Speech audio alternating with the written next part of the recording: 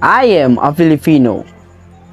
I am a Filipino, inheritus of a glorious past, hostage to the uncertain future.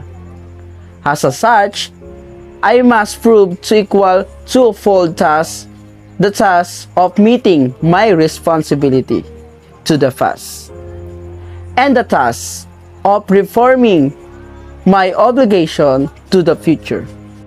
I sprung from a hardy race, child many generation, removed of ancient Malayan pioneers. Across the century, the memory come rushing back to me of brown-skinned men putting out to sea in ships that were as frail as their heart were stout. Over the sea I see them come, borne upon the billowing wave and the whistling wind, carried upon the mighty swell of hope, hope in the free abundance of new land that was to be their home and their children's forever. This is the land they sought and found, every inch of shore that their eyes first set upon, every hills and mountain that beckoned to them with a green and purple invitation, every miles of rolling plains that their view encompassed, every river and lake, the promise and plentiful living in the fruitfulness of commerce is a hallowed spot to me by the strength of their hearts and hands, by every rights of law, human and divine.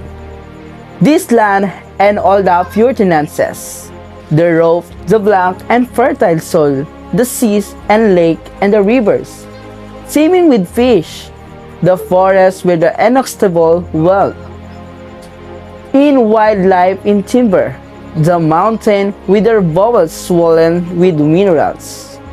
The wall of this rich and happy land has been for a century without number, the land of my father.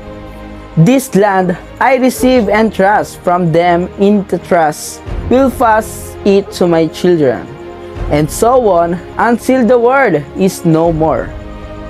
I am a Filipino. In my blood runs the immortal seed of heroes, seed that flowered down the centuries, in deeds of courage and defense.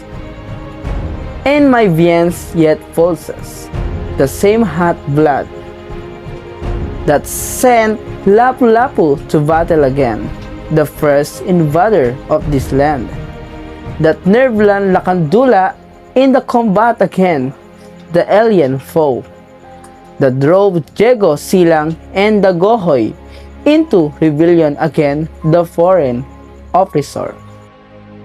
That seed is immortal. It is the self-same seed that flowered in the heart of Jose Rizal that morning in Bagumbayan, when a valley of shot put an end, all that was immortal of him, and made his spirit deathless forever.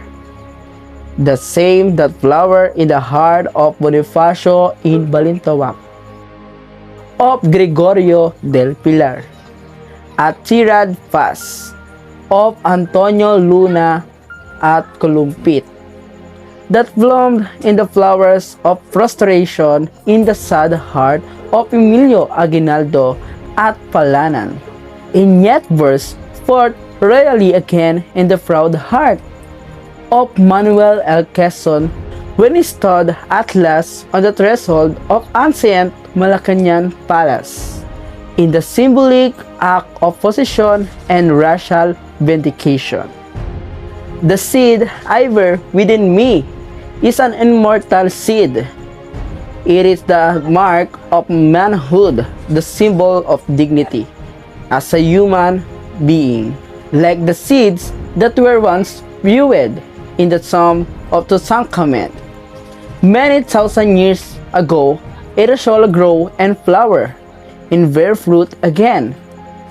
It is the insignia of my race. In my generation is but a stage in the tending search of my people for freedom and happiness. I am a Filipino by Carlos P. Romulo.